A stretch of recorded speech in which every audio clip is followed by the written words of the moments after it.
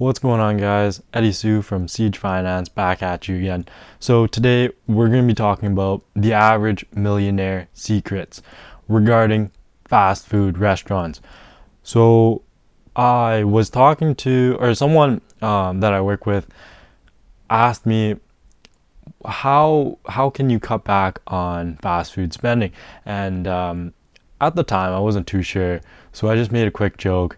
And I later that night got back home and I really started to think about it, and I wanted to find a solution that I could present to him and to others to help him out in case in case he would like this.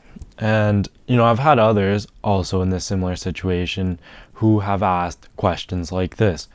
So we're going to just dive on in.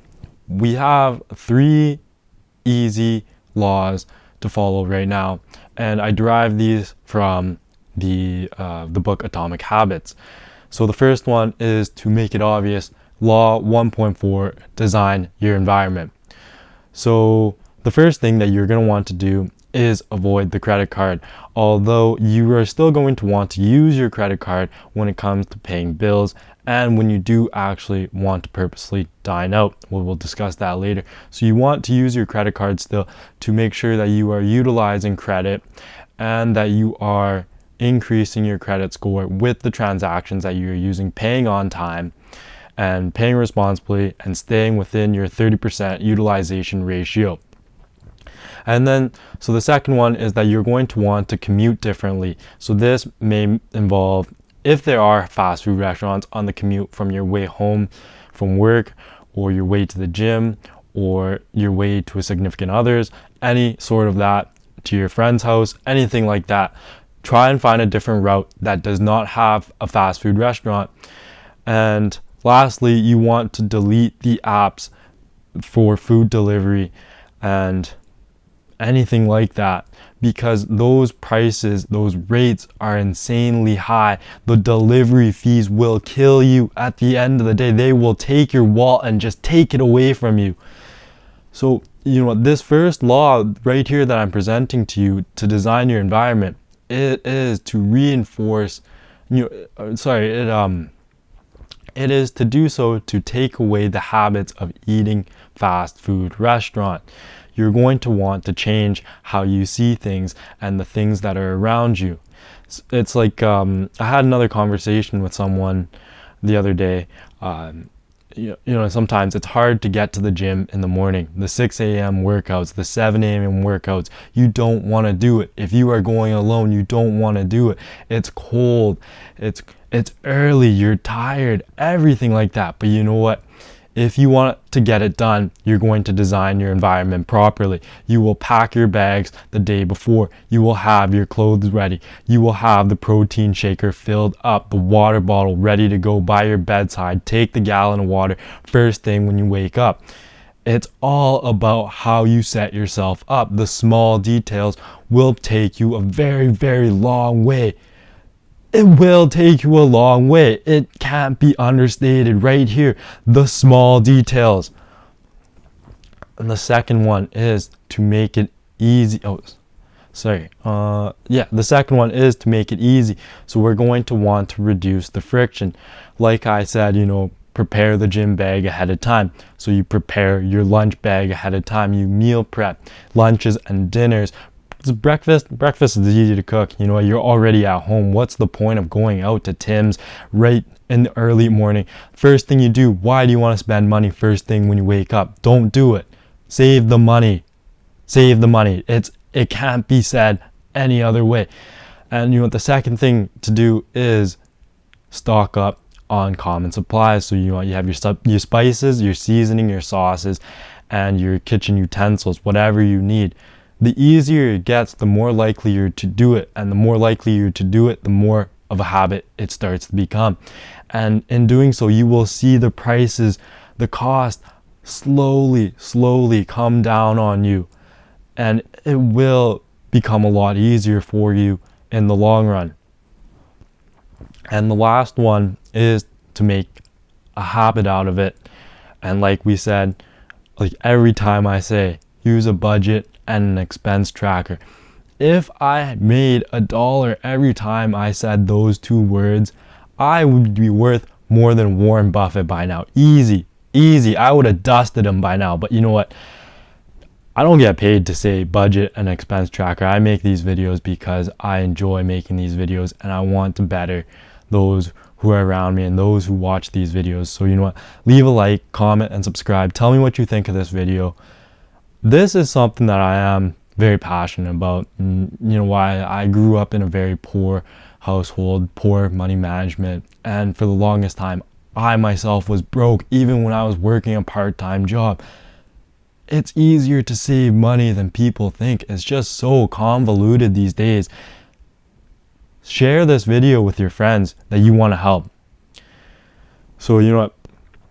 Lastly, you're going to want to invest the difference. When you start to invest the difference, it will become a habit. You will see the money grow easy.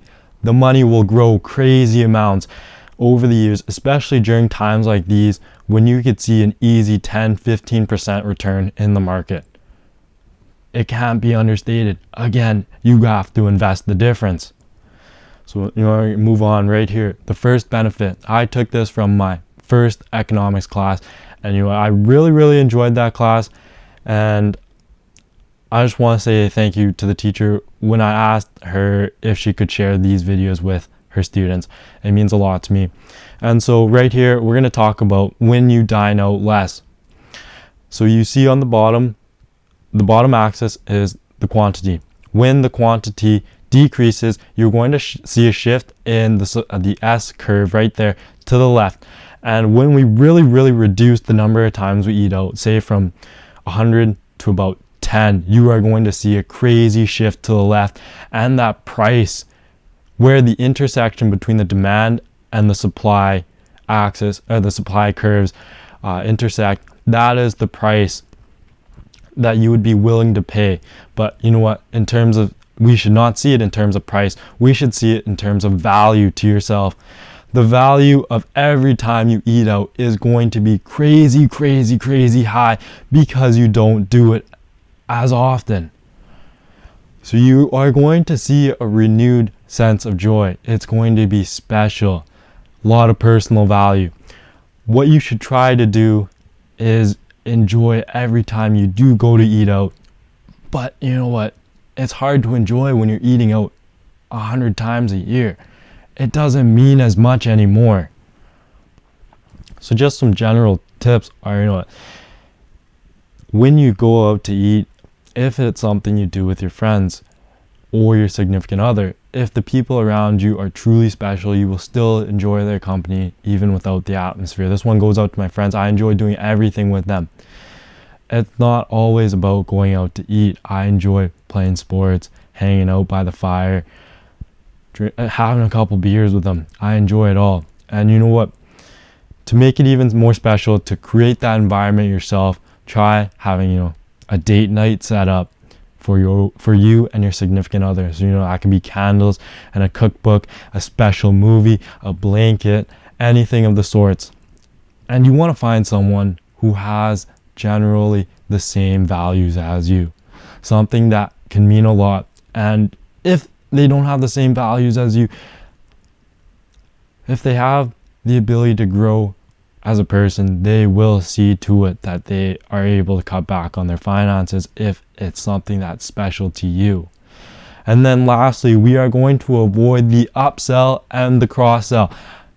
The upsell and the cross-sell are two different terms. So the upsell is, if I'm getting this correctly, something of sizing it up and having something, and the cross-sell is something that complements it. So the upsell would obviously be a larger sell, like the supersizing that you saw from McDonald's way back when.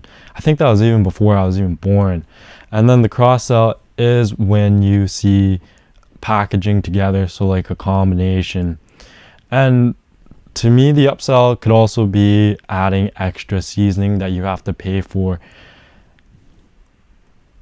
So I hope you guys enjoyed this video. I'm glad that you stuck to the end.